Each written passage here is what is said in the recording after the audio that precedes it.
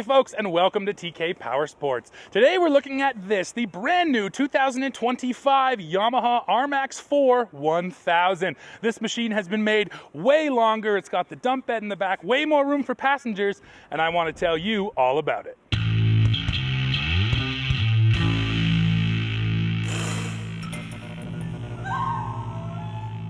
So as mentioned, this is the brand new RMAX4 1000, and you're probably saying, well, there already was an RMAX4 1000, and that's true, but the naming has changed here. So this is now RMAX4, and then you have the RMAX4 Compact, which is the model that you already know from previous years. Essentially, Yamaha didn't have a full-size model in this space to take on the Can-Am Commander and the Polaris General. So that's what they've done here. They've stretched out the wheelbase nearly 30 inches, and that's really making all the difference with the rear passenger space and still having the dump bed on the back. Now let me hit you with the overall dimensions on this new unit. So overall length here is 150.8 inches. Overall width is 66.7 inches.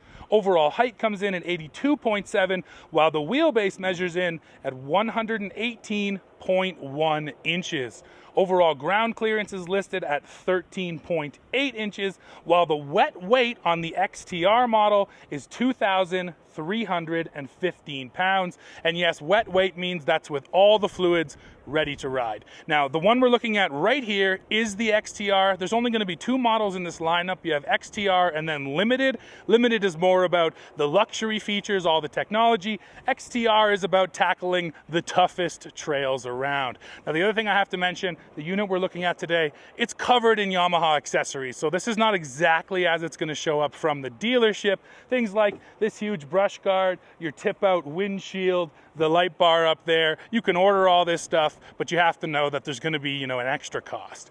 So yeah, let's walk around this thing, and I want you to think about this unit rather than sort of the RMAX4 stretched out. They took the RMAX2 and they stretched it out. And what that means is you're still getting the same overall suspension travel numbers from that RMAX2. That's just over 14 inches in the front and over 16 inches of rear suspension travel. So you're still getting those epic travel numbers, and that's more than the RMAX4 Compact. Looking at the suspension setup, it hasn't changed, although there is totally different suspension tuning here on this model. Now on the XTR, you're getting the QS3 shocks. That stands for Quick Switch 3. So you have clickers up in here. You're able to get in there and adjust your shocks. And then on the Limited model, you get the IQS shocks from Fox, which means that there's a switch inside the cab that allows you to change the damping force.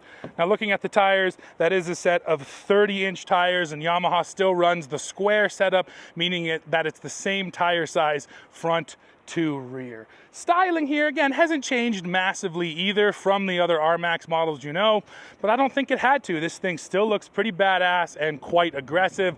So rolling down the side, again, basically similar to what you know from an RMAX, you're just going to notice the length, the wheelbase here. It's been massively stretched out, and the fact that they did that, again, allows it to compete more directly with the other models in this class. And as you might know, on the RMAX4, you had a bed because you had the convertible rear seats, but the bed didn't dump. Well, they fixed that here. This is a full dumping bed.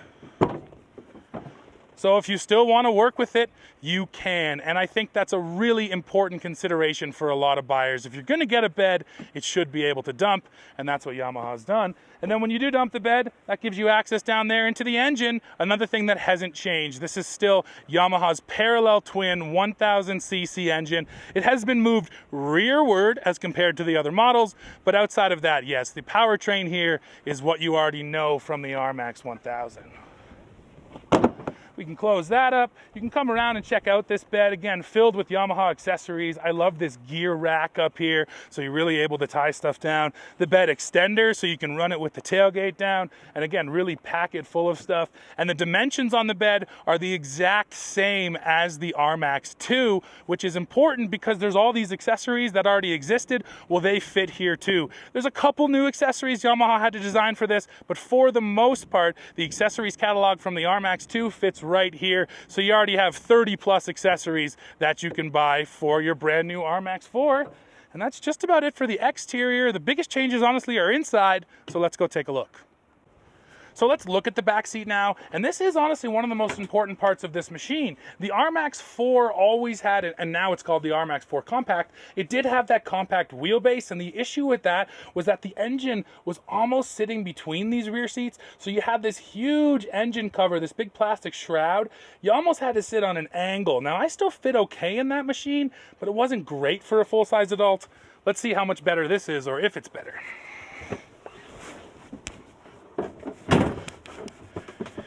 Yeah, honestly, for sure, I fit way better in here. The key is my legs are nice and straight. My knees aren't up too tall, anything like that.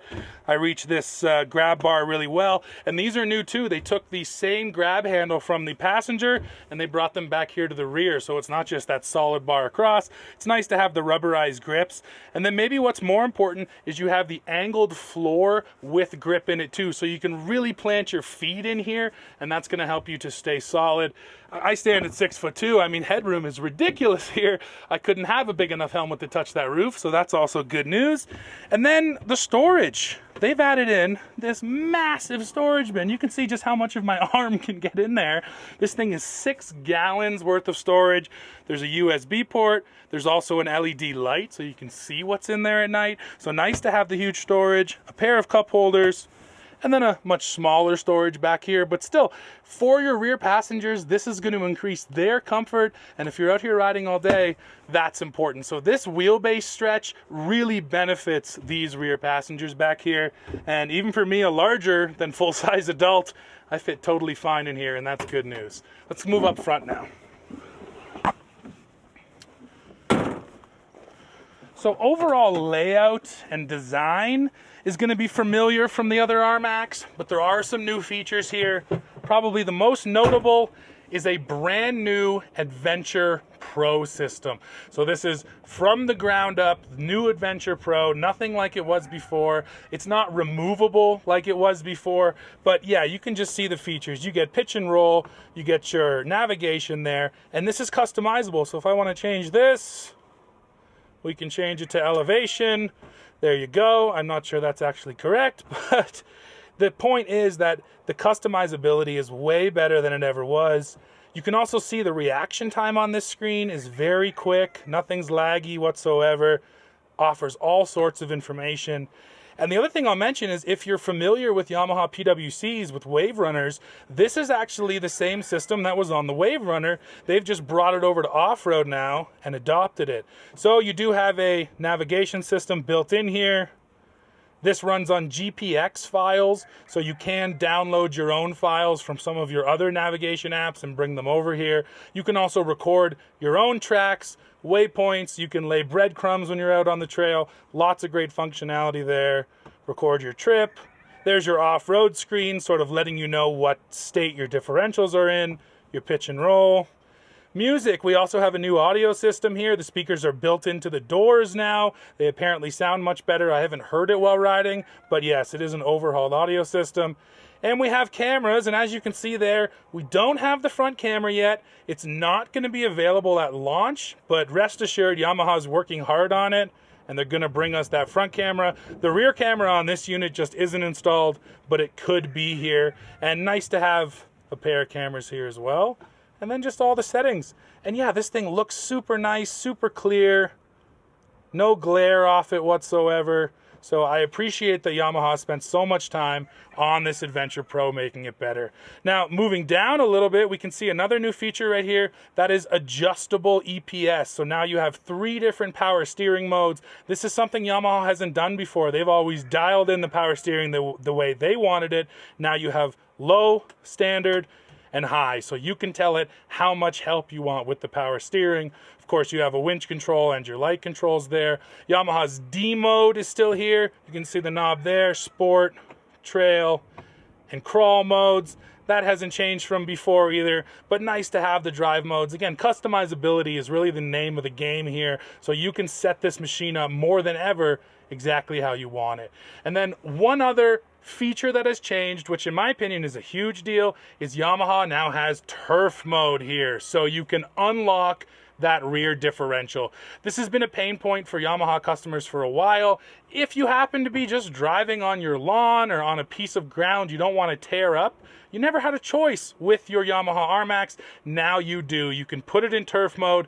Essentially, that's one-wheel drive, so you can hook a tight corner on your front lawn and not tear up your grass. And the other exciting thing I should mention now is everything you've just seen, the new Adventure Pro, the EPS, the turf mode, that's all coming to the RMAX4 Compact and the RMAX2 1000. So all of these changes are rolling out to all of the new models. Now, the one other thing I should mention while I'm sitting here, we do have a new gauge cluster in front of the driver too. Here in this XTR, it's the same, but over in the limited model, that's also fully changed. Again, customizable, has different views or different graphics for which mode you're in, and it looks really slick as well. So the technology here has absolutely been stepped up.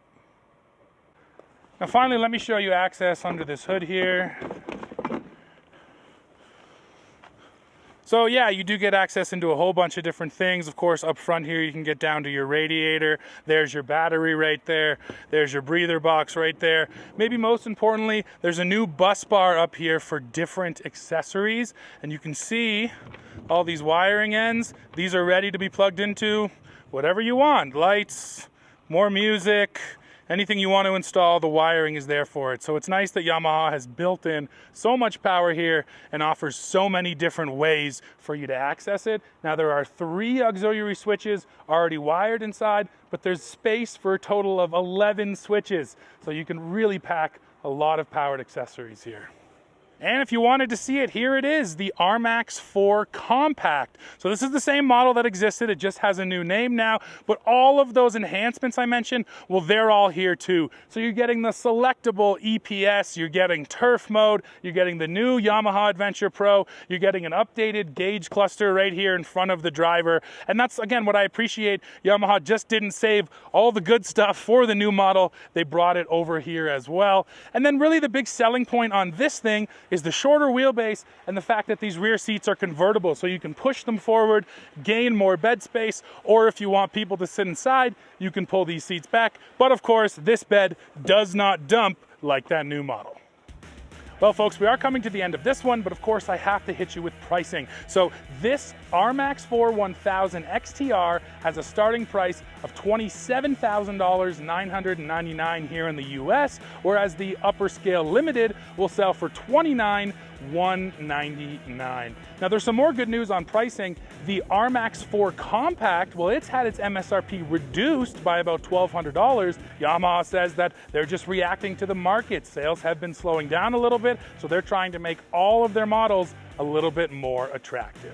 Now, like I said, we're coming to the end of this one, and what can I say? This thing looks good. The RMAX is already a proven package, and the fact that we now have such a great rear seat, plus that dump bed, just means that Yamaha can really compete in this space. What I truly love, though, is they kept the compact model. So if you do want 4 seats on a much shorter wheelbase because you're riding in a forest, well, you can still do that. Whereas if you have more wide open trails, you're probably gonna come over here to this new RMAX4. And more choice is always a good thing.